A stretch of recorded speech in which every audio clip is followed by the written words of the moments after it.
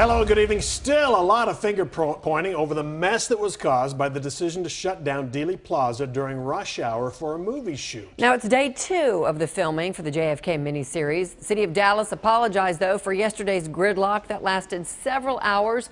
But one person who was part of the planning for this project says the city had plenty of notice. Fox 4's Lori Brown is first tonight here at 6. Okay, any better out there today, Lori? Heather, traffic does seem to be moving a lot better today because, for one, the streets were open during the morning rush hour and the city added a lot more police officers to help direct traffic. What in the hell is going on with all this damn traffic? While Warner Brothers transformed Dealey Plaza into a scene from the past, delighting onlookers, drivers stuck in bumper-to-bumper traffic were not impressed. We can't get to the next sales call, the next opportunity. Today, we learned the city should have known better. I'm a former location manager myself before my film commission years, and I've actually recreated that scene down there myself, and knew that that probably wouldn't be a real good plan to do a full lockup, but it wasn't my choice. Janice Birkeland is the Dallas Film Commissioner.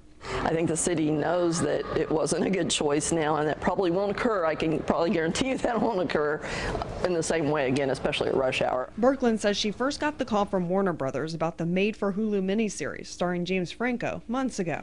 The episodes are based on a Stephen King novel and involve Franco's character time-traveling back to 1963 to stop Lee Harvey Oswald from shooting President Kennedy. I had warned them early on that most likely it would not be allowed to do rush hours or a complete lockup necessarily the full time, but that's not my call. I try and give them a more worst case scenario. Birkeland says a couple of months ago, the location manager then worked with the police department to get permits and make plans for how many police to hire.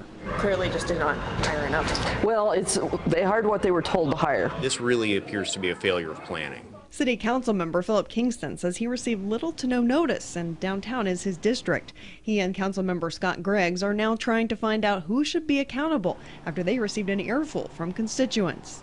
If a local nonprofit tries to throw an event here in the city of Dallas to benefit even a charity, generally the police department requires them to hire a large number of officers for security and traffic control. It's going to be hard for somebody to explain to me why an out-of-town for-profit entity wasn't held to the same standard. A city spokesperson is apologizing to drivers for the inconvenience, and Steve, she admits that the city underestimated the traffic. I don't think a city traffic engineer would have underestimated the traffic. I wonder if they bothered to check. Hey, Lori, I do have a question. We've all been downtown on a Saturday or a Sunday, and the traffic situation is much lighter. Why not film on a weekend instead?